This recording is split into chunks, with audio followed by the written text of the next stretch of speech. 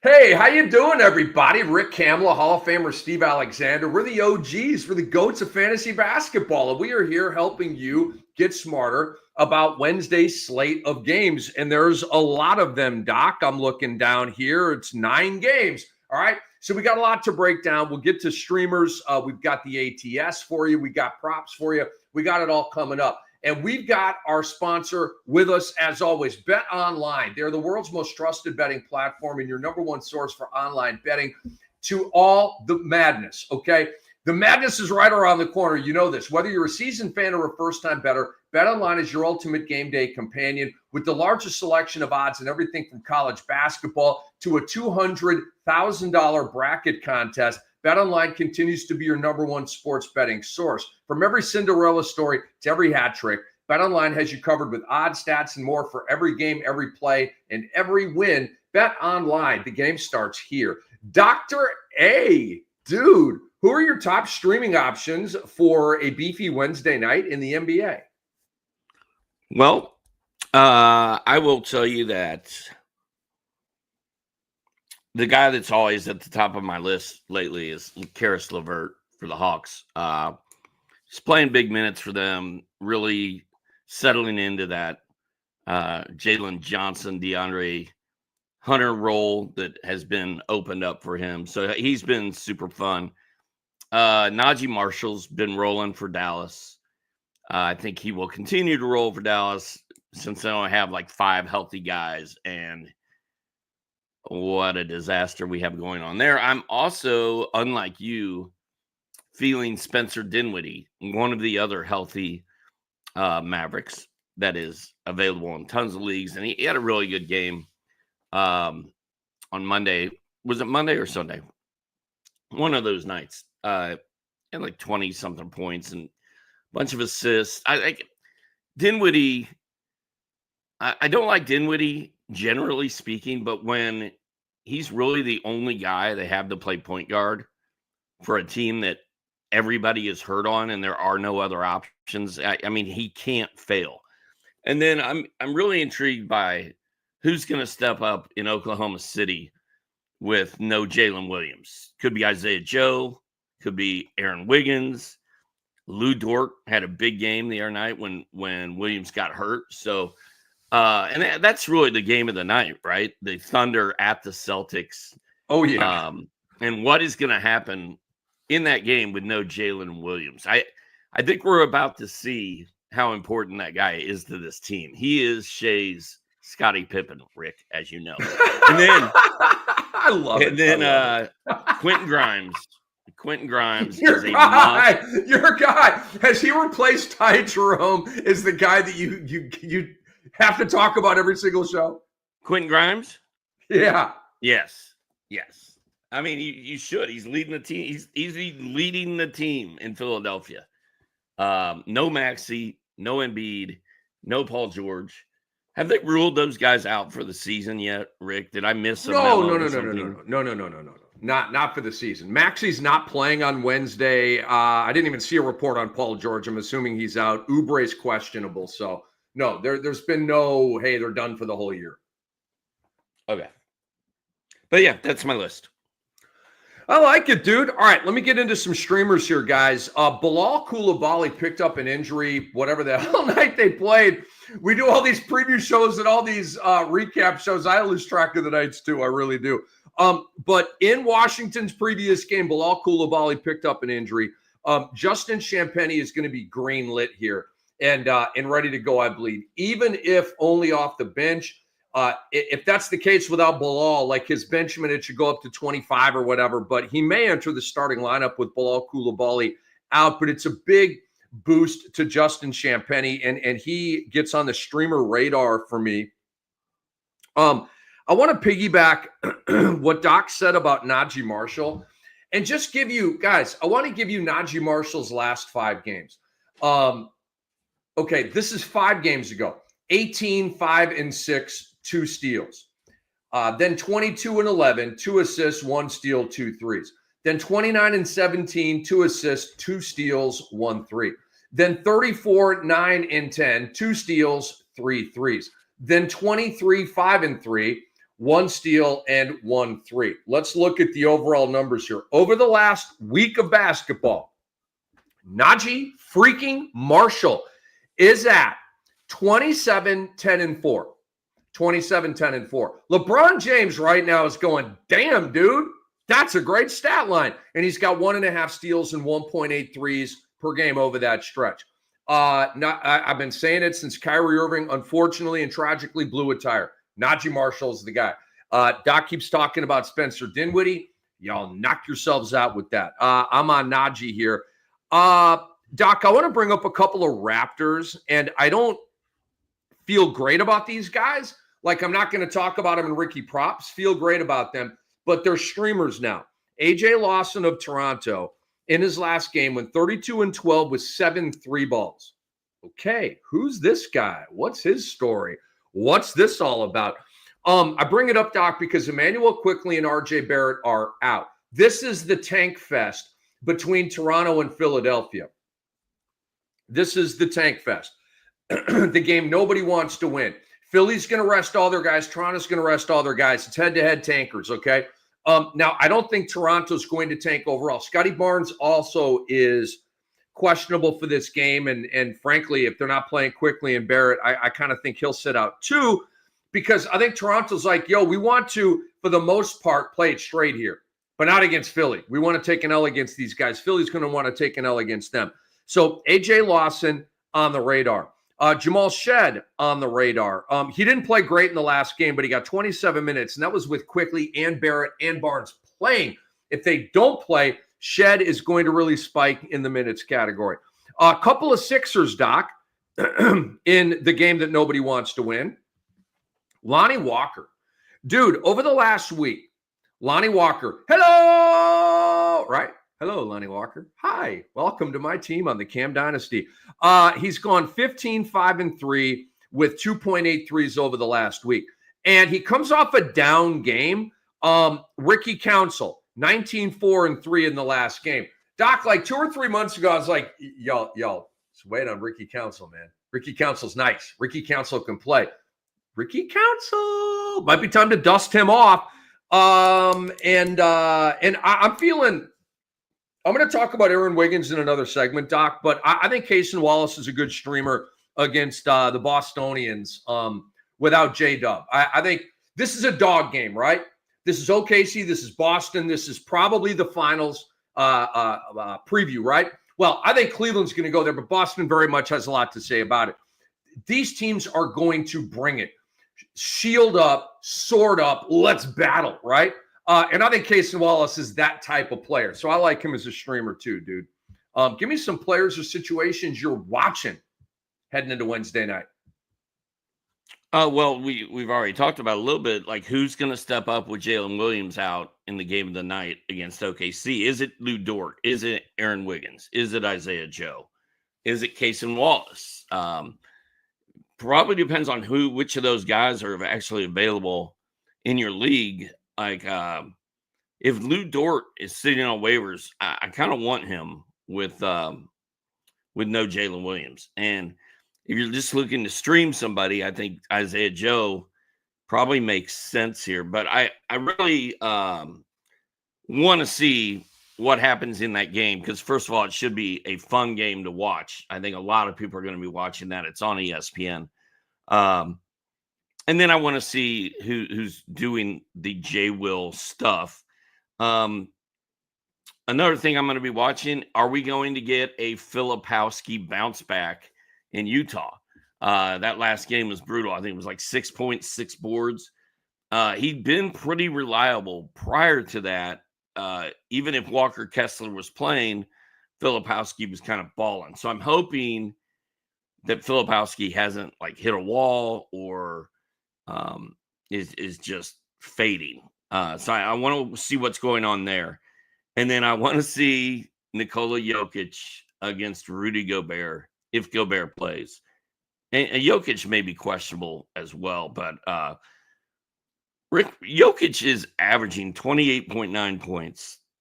No, 28 points, 9 boards. No. He's averaging 28.9 points, 13 boards, 10.5 assists. He's averaging a triple-double. He's a center. And I think we've all, just because Vegas is so high on Shea to win the MVP, I think we've all kind of written off Jokic to win MVP this season. But I'm not sure that it's a done deal yet. And if you just compare the numbers to numbers without looking at the names and the team wins, Jokic is having the better year, I think. But when you look at the fact that Thunder 53-12, that shifts it over to Shea. So I'm curious as to how that's going to go. I love the list, dude. The OKC in Boston thing, Doc, is everything tomorrow night. This is one of the games of the year. It's at Boston, famous arena. OKC's amazing on the road. We have the subplot of the J-Dub thing. Porzingis is questionable. Tatum is questionable. It's going to be really fun. And OKC's depth, they go way deeper than Boston. When you go to Caruso, Cason Wallace, and Aaron Wiggins, and Kenrich Williams, and Jalen Williams, who had a triple-double in that punt game last Friday against Portland. Boston's like, oh, yeah, we hit you with Pritchard and Hauser. And I guess Horford when they have a fully stacked deck. But OKC, to me, goes a lot longer off that bench. The players and situations that I'm watching, Doc, I'm watching for PJ Washington. Did you see that he was upgraded to questionable, Doc? Upgraded. Why? Like Dallas is still in the play-in tournament thing. Like, you're kind of like contractually obligated to like play it straight. Like, bring him back and play him. This is huge for me in a lot of leagues. I've got a ton of shares of PJ Washington. I don't want him to be done. I want PJ to come back and play. Especially, it'll be his team. Right, Doc? With Kyrie out, Luke is in LA, Anthony Davis is out. It'll be his team. He will ascend higher than Klay Thompson. He'll be the hub of the offense. He'll be flirting with triple doubles. It's going to be amazing. But he's got to come back. So upgraded, I was like, ooh, okay. Now I'm hot on that Dallas injury report for Wednesday's game at San Antonio. Same game, Doc. Devin Vassell is questionable with a wrist injury. And this may be Stephon Castle, fully green-lit as a starter, playing 30 to 35 minutes, scoring 30-plus points, and all that. Vassell doesn't miss games. He's a tough guy. But it's so deep into the season that maybe he starts missing games now. I don't know. It's a situation that I'm watching because you know that I'm hot on Stephon Castle. And if Vassell is out, Castle's really going to shoot up. And then Kelly Oubre, Doc. What's Philly doing with my boy Kelly Oubre? What's their plan for my boy Oubre, Doc? I don't want to cut him. I almost cut him today in one of my leagues doing my rounds. I was like, no, you got to hang in there for one more game, dude. Got to hang in there for one more game. If he doesn't play Wednesday night at the Toronto Raptors, I'm probably going to have to part ways with Kelly Oubre. What do you think about that?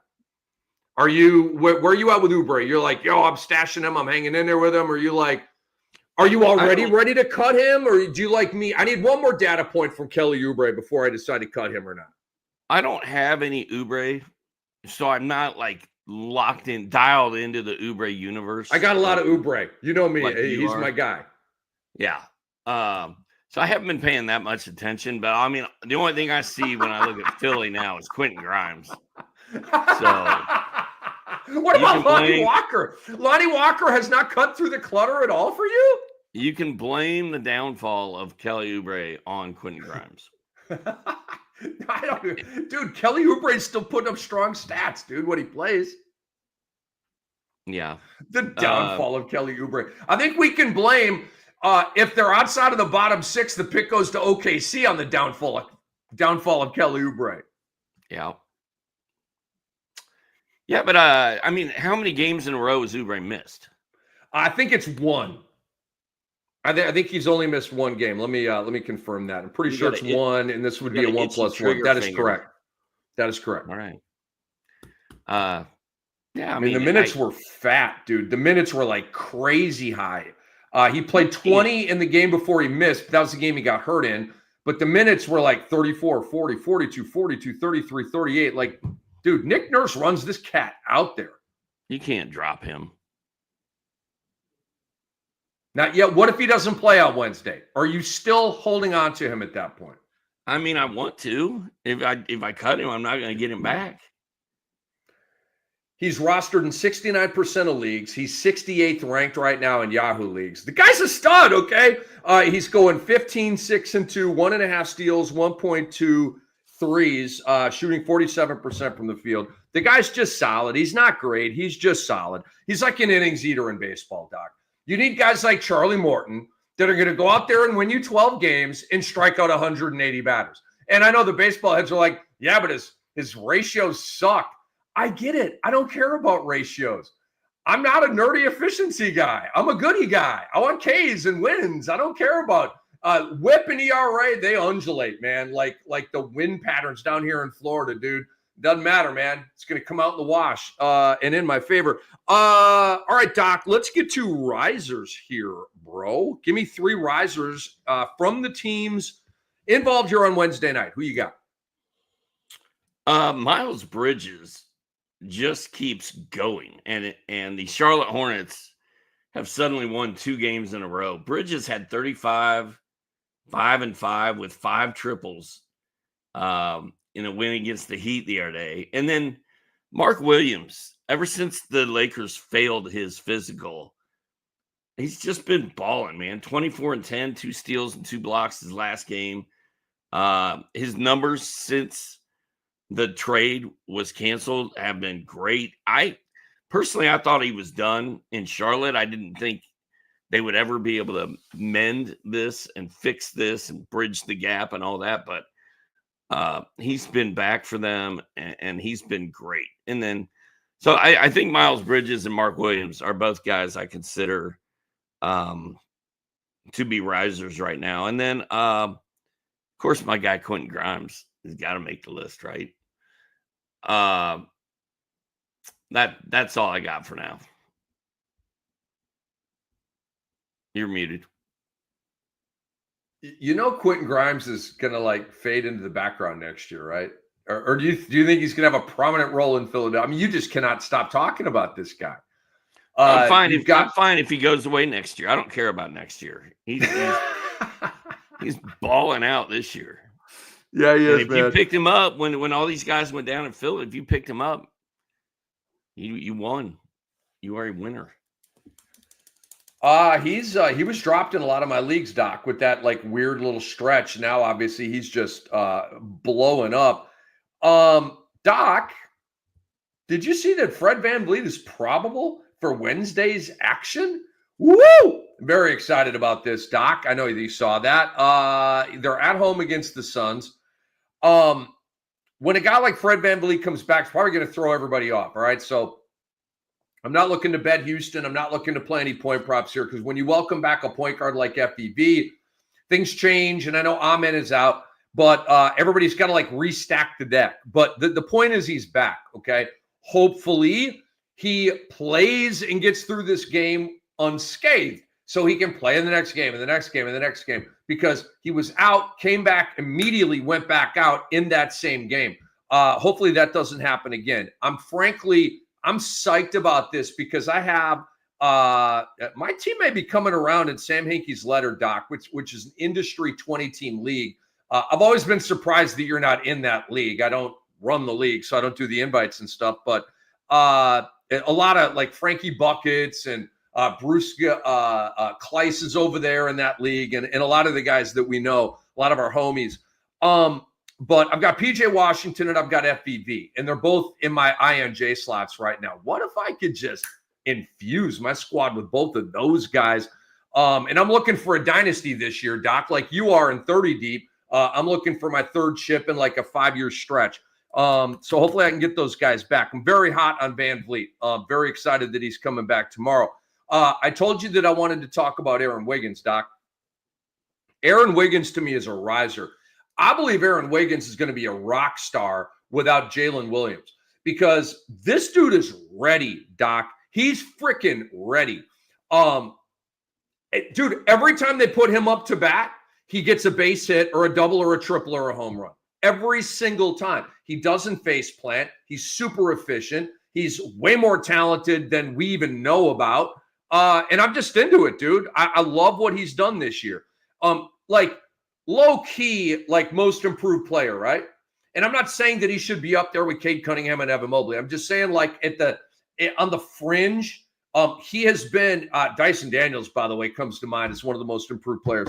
But Aaron Wiggins on sort of that fringe of that for me. But I'm really excited about Aaron Wiggins. Pick him up if he's out there on waivers. Like that's why I didn't put him in the streamers and stuff. Like he should be on teams, dude.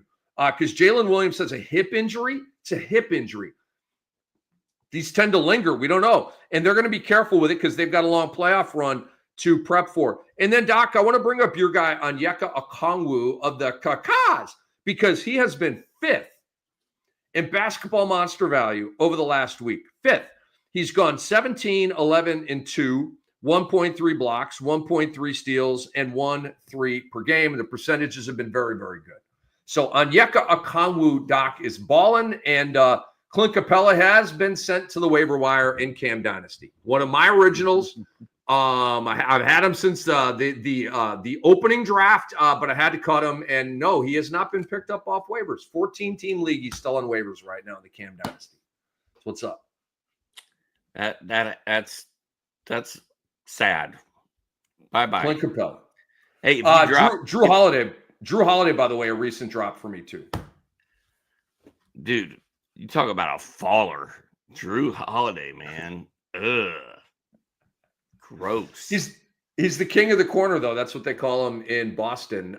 They call him the king of the corner. By the way, shout out to Drew Carter and Brian Scalabrine. I love listening to their side of the call in the Boston games on League Pass. Guys, download the Sports Ethos app for the top fantasy tools and real-time updates. And we want you to give us some good reviews. It helps us out. Go to our Sports Ethos Fantasy Basketball on Apple, on Spotify. Leave us a 5-star review. Hopefully you're enjoying it to that level, but that helps us out a lot. Please go and do that for us. It's like tipping your bartender or you're seeing a live band and they've got a little tip jar. It's like that type of scenario for you there. All right, Doc, we have reached the fallers portion of the episode here. Who are your top 3 fallers of the 18 teams that'll be battling on Wednesday night? Russell Westbrook has not been good. Fewer than 13 points, 5 boards, 5 assists. Not terrible, but he was so hot there for a while. And I thought he was going to do it for the rest of the season. I thought Denver was better when Westbrook was playing well, but I don't know if that's the case. So he's been interesting. CJ McCollum has been weird for the Pelicans. 11 points a game. That's not good. 3.8 assists. That's not good. Shooting's fine, but he's just not. It's not. Oh no, the shooting's not fine. He's shooting 43% from the floor. So it's been a rough go for CJ McCollum lately. And then your guy, Keldon Johnson. It's almost 16 points a game lately, last couple of weeks, but there's just no meat on that bone. It's just points and nothing else. So those are guys that I noticed. Very interesting. We are definitely looking at Keldon Johnson through a different set of goggles, and we are definitely looking at Russell Westbrook through a different set of goggles. I am picking up Russ in leagues, especially with Aaron Gordon doubtful for this game. And I mean, my gosh, like Aaron Gordon has been on the injury yo-yo for months now. It's been crazy. But Russ has played his best ball of the year when Gordon has been out. And I anticipate Gordon missing some time here. So, you're my guy. I mean, you've got one of the best brains for this ever. But yeah, I disagree with the Keldon and the Russ things. Well, I like the Russ point that Aaron Gordon is doubtful because that fire up Russell Westbrook. I'm just saying that he's been a like 143 ranked player over the last 2 weeks. And same with your guy, Keldon Johnson. He's been 153. So that, they're just struggling a little bit. I hear you, bro. I hear you. So is De'Aaron Fox, Doc. Have you noticed that the box scores are shrinking for the great De'Aaron Fox? I think De'Aaron Fox is suffering from CJ McCollum syndrome, as in he's over it. He's bored. He's ready for the offseason. De'Aaron Fox over the last week is at 17 points. That's down like 8 from the 25 where he lives. 3 rebounds, okay. 6 assists, okay. No blocks, no steals. Dude's going through the motions, and he's got 1.7 threes. That's a horrible De'Aaron Fox stat line right there, folks. He's usually like a 1.3 steal guy, right? Or whatever, but he's been dreadful for me over the last week. He's a faller. I'm really curious, Doc. I don't think Toronto is going to push the ultra tank button. I don't. Okay. But that's what I believe is going to happen. It's not it is what I want to happen, but that's not like why I'm saying this. It's what I think is going to happen. We are paid to project. We're prognosticators. We are paid to see the future and help you guys out. Okay. And we do a good job of it. I'm just saying that I want to see 1+1 here, because Quickly and Barrett, Doc, played in the previous game. They're not going to play here on Wednesday, as I said, in the game that nobody wants to win. I believe that's what's going on here. It's a FU, no FU, tank you, no tank you game between Philadelphia and Toronto. So I want to see in Toronto's next game, Doc, if they get back to playing Barnes and Quickly and Barrett. Okay, so this is going to be like a 3-day process to see how this all plays out. But if Quickly and Barrett, because this game, Doc, this Toronto-Philadelphia game is not adjoined to a back-to-back. It's a standalone game. Quickly and Barrett should be playing in this game, but they're not, okay? So that has me like, the antenna is up. Like, what's happening here? Are they getting shut down, or is it just one game in the tank off with Philadelphia, okay? But for now, I got them as fallers because they're not playing in a game that's not a back-to-back. And I gave you Fox and Doc. Oh, my God. And this does not include Brook Lopez's performance against Indiana on Tuesday. This is the week previous to that. Doc, 6 points, 4 rebounds, 1.7 blocks, and 1 3 per game over the last week for Brook Lopez. Bro, he's at 6 points a game. Okay, that's a faller. Brook Lopez is playing like BUTT right now. It's not good, dude. It's not good. What are you thinking about Quickly and Barrett out Wednesday? Barnes is questionable. Do you feel like starting to get tanky in Toronto, or do you just think it's a 1-game thing against Philadelphia?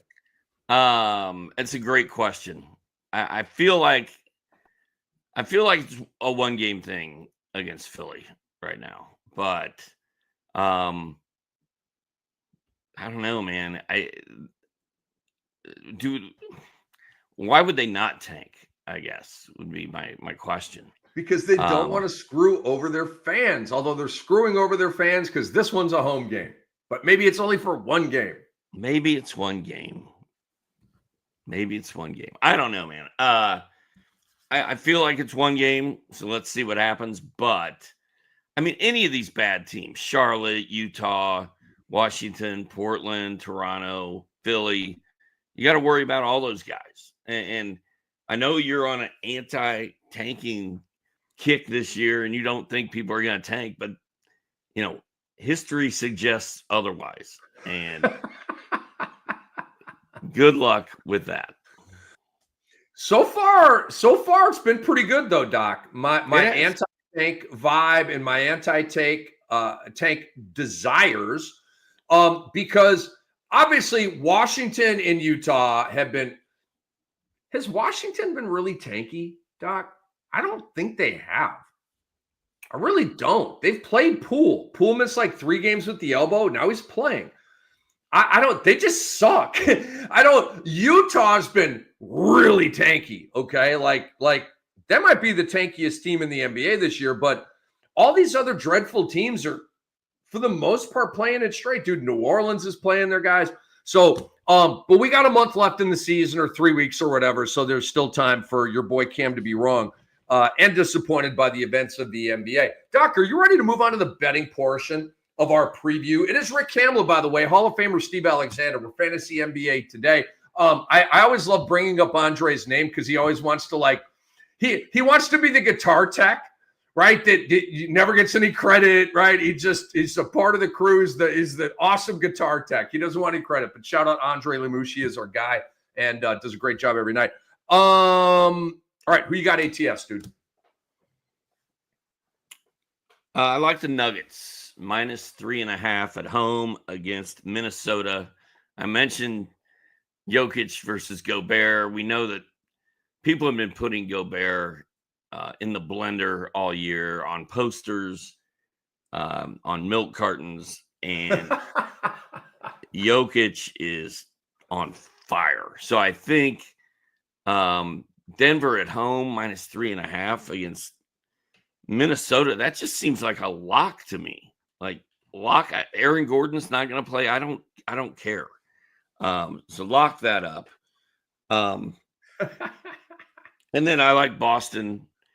The Celtics at home against OKC without Jalen Williams. Boston's -3.5 at home. I kind of like that one too. I don't know if I would actually, if I'm going to bet that or not, but because I'm an OKC homer at this point, I love OKC. So I want OKC to destroy Boston tomorrow, but I just feel like 3.5 at home for Boston's good. I disagree. Doc, I am on Oklahoma City, bro. I'm on OKC. Where'd you get 3.5? In my prep, literally a half hour ago, 45 minutes ago, it was 4.5. Where are you seeing 3.5? Because I want my 4.5. I'm taking the doggy dog here. I want my 4.5. It is. I was on ESPN Bet. Oh, is it 4.5? Wednesday. Well, I'm just looking at the NBA scoreboard on ESPN for tomorrow, where it has point spreads, and I believe those are from ESPN. They're from ESPN Bet. It says Celtics 3.5. Oh, well, that's kind of a buzzkill. So since I did the prep on this, different money has come in. Money has come in on Oklahoma City to drop the odds. I'm still taking it. I think OKC wins this game. So I will write down 3.5. That's kind of a buzzkill, but we'll do it. All right, here's why. J-Dub is phenomenal. It's phenomenal. But so is the roster constructed by Sam Presti. I believe OKC is going to make his absence work. I don't believe that they are going to suddenly start losing games and showing signs of dilapidation or any of that. Boston is at home. That's when you fade them. Boston on the road is phenomenal. They're 24-7 on the road. Okay, guess what? OKC is 24-7 on the road. Ding! They're in Boston. Boston is 23-11 at home, and they have been losing WTF home games for the last 3 years. And this will be a fully engaged, locked-in game for Boston, where sometimes they drift against the bad teams at home. They think the home crowd's going to win the game for them, blah, blah, blah. That's not going to happen tonight. But what I know is Boston is not a dominant home court advantage. It's just not. It's a myth. It used to be that, but it has not been that for 3 years. And this includes the playoffs, okay? So that's a fade spot for me with Boston. Tatum is questionable as we record this. Porzingis is questionable as we record this. I presume they will play, but I don't know. Regardless, I like OKC plus the 3.5. Let's get back to the first meeting, Doc. OKC won at home 105-92, plus 13, okay? Boston was at full strength. KP was in there. Horford was in there. They were all in there, okay? It was Boston at full strength. They lost by 13, all right? And there was no Chet Holmgren for the Oklahoma City Thunder. That, to me, bodes well for OKC winning this game as well. SGA in that first meeting went 33, 11, and 6, got fully busy against White and Holiday and all those overrated guys. I'm kidding, but not about Drew Holiday. I am kidding about Derek White. He's not overrated. All right, I'm done. Doc, Aaron Wiggins. OKC has a 6-game road winning streak that they're working on also. Say that one more time. Doc, go ahead. No. Since I called for it. 6-game road winning streak. Doc, Aaron Wiggins in the first meeting against Boston, 15 points in 20 minutes. Okay. Now he's going to be in a primetime role, but that is a positive indication that he's going to be comfy in this game. And how did OKC defend Tatum and Brown? Doc, very well. They held him collectively to 47 points on 15 of 36. So still solid for Tatum and Brown, but below what they usually do, efficiency-wise and volume-wise. So, and I think that's going to happen again. I like OKC plus 3.5. Any comments on my breakdown there, or do you want me to move on to the next game? No, I like it, man. I did a little. Should we put a Moe's burrito on this? I did a little. No. I did a little digging around, and the ESPN predictor has Oklahoma City at 62% to win the game. 61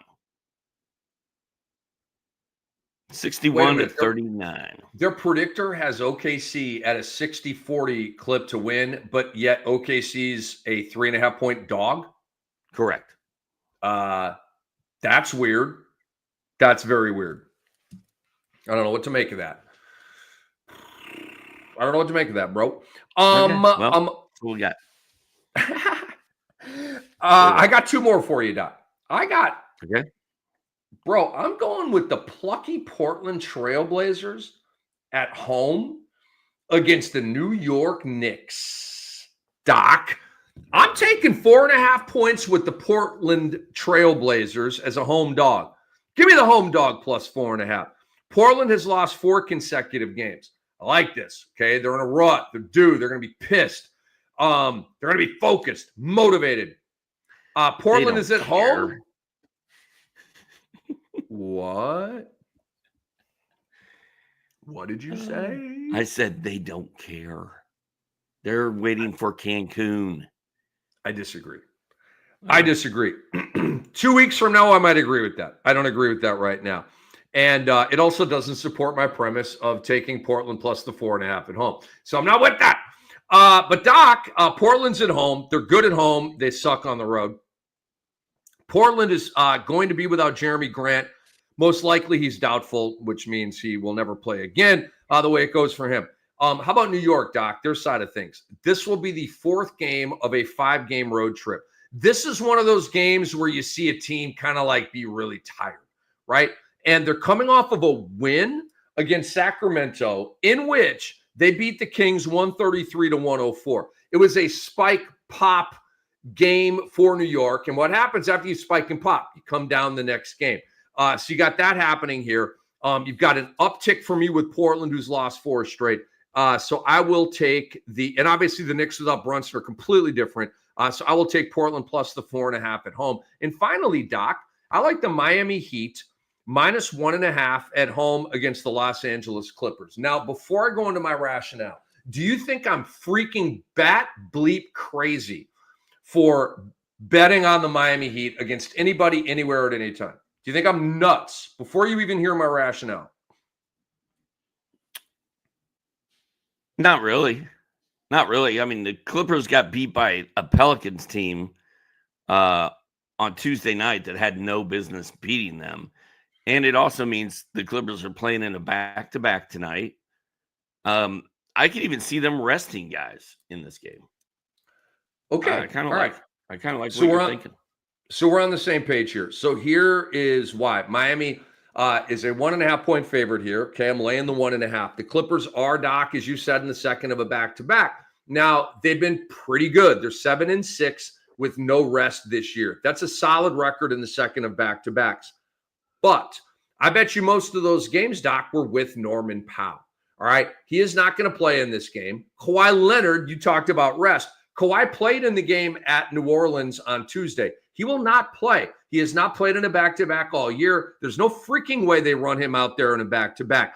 And what I believe happened was Ty Lue, being a former player, was like, you know what? We're going to go forward at New Orleans, and then we're going to take a short little flight to Miami. And then you know what I'm going to do? I'm going to tell my boys, go out, have a blast, go kick it in Miami at a club until 6 a.m.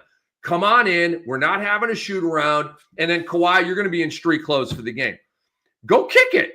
You've been balling all year. Well, since he's been healthy. But I think Ty Lue's going to rock that way. So, Doc, we also have a high probability of the South Beach flu coming into play here for the Los Angeles Clippers. Doc, think about this. They're going to fly from New Orleans to Miami, quick little flight. Maybe they get it midnight or 1 a.m. Boom, they're in limos. They are out partying their faces off on South Beach, okay? And you may say, dude, it's a Tuesday going into a Wednesday. That doesn't matter when you're a millionaire ball player. You buy a party, right? I mean, such and such club in Miami. Kawhi Leonard is going to be there. Whatever word gets out, people show up. You guys know how the whole club game works. And also, Doc, on the Miami side, Miami has lost 4 straight games. Okay, I like this. They're due. They're due. They're not that bad. Wiggins, Bam, and Hero are all playing good basketball right now. So I like the upward tick for them.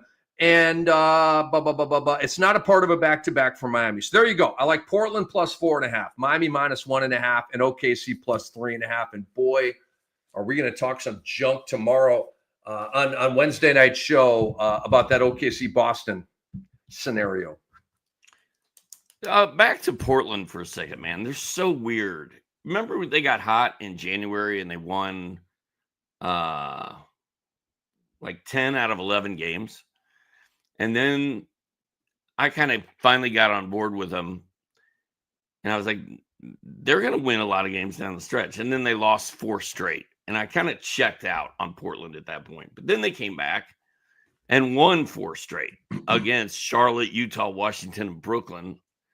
That's a pretty easy run through there. And then so they won 4 in a row, and now they've lost 5 out of their last 6. So I don't know if Portland has another turnaround winning streak in them, but I guess we're going to find out on Wednesday against the Jalen Brunson-less New York Knicks. Doc, what props do you have, dude? Not a whole lot. I've got my standard Nikola Jokic to have a triple-double against Rudy Gobert. If Jokic is playing, I'm probably betting him to have a triple-double since he's averaging 1 this season. I've got the Najee Marshall. I'm fine with points and rebounds over on Najee because he's the man in Dallas. And, of course, just wouldn't be right if I didn't have the Quentin Grimes points over since he's my guy. Doc, I'm good. Very few of the point props are out as we broadcast this show right now. So I'd love to be able to tell you Grimes and all this kind of stuff. I have 2 firm point prop overs. Pardon me. Ricky Props, come on in here. All right. It's Ricky Props. What Ricky Props wants Doc to do. Ricky Props wants Doc to play the over on Russell Westbrook. Doc, his number is 13.5. Point prop over at home against Minnesota. No Aaron Gordon. I'm smelling like a 17, 6, and 7 type of game from Russell Westbrook. I don't think he's going to tilt the machine, but I don't think he's going to be at 12 or 13. I think he's going to be 15, 16, 17 points in this game.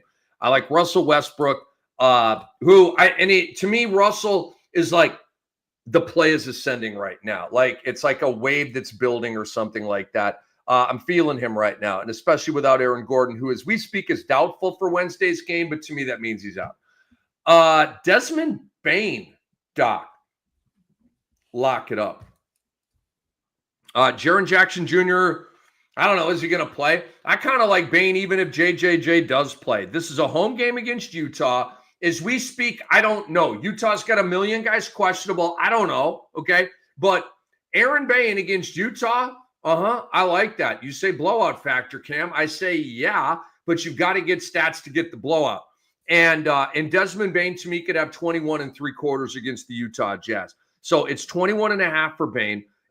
He's coming off of a bad game, Doc. He had 10 points, 10 points on 4 of 11 shooting in his previous game. And he's been on a heater lately. So I like Bain to get right back up on the horse here with a big game, probably like a 25er here against the Utah Jazz. Now, I'm with you on Najee Marshall, Doc. He is to me what Quentin Grimes is to you. All right. Najee is the homie right now. Love him. I've even picked up Najee Marshall in these candy-ass Yahoo Public 10-team leagues, these point leagues, right, which I'm dominating this year because why wouldn't I? They're a piece of cake. They're a walk in the park. I'm like Michael Jackson moonwalking.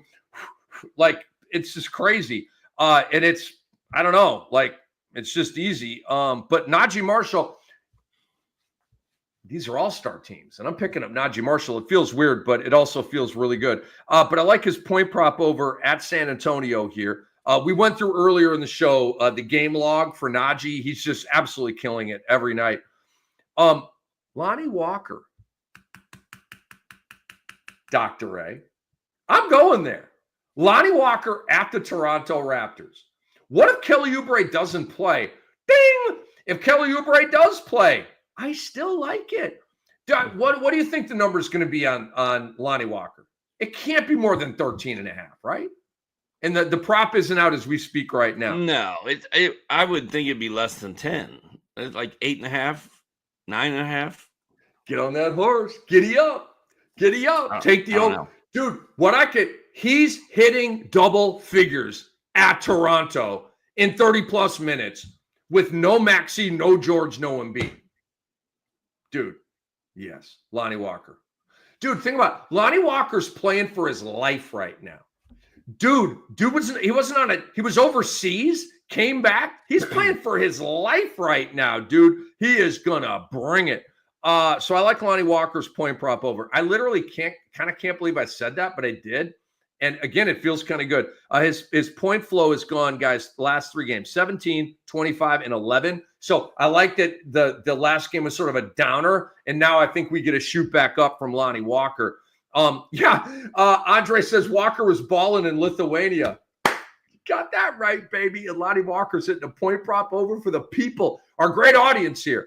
On Sports Ethos Fantasy Basketball. It is the Fantasy NBA today. We're the OGs, Rick Kamla and Hall of Famer Steve Alexander, a.k.a. Dr. A. Doc, I'm not done, dude. Ricky Prop's got 2 more.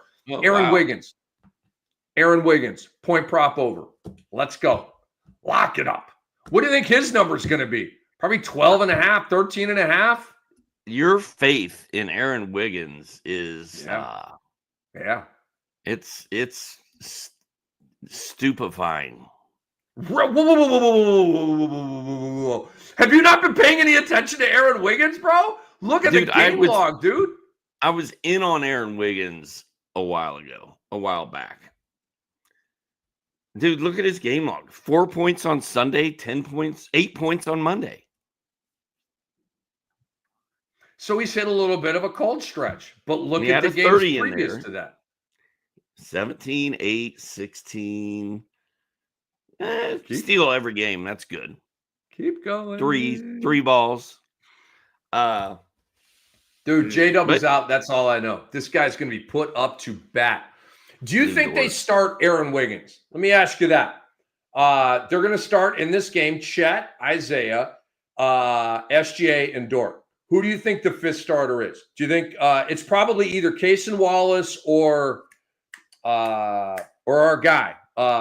Wiggins? Why am I blanking on his name? Aaron Wiggins. So who do you think is going to be that 5th starter?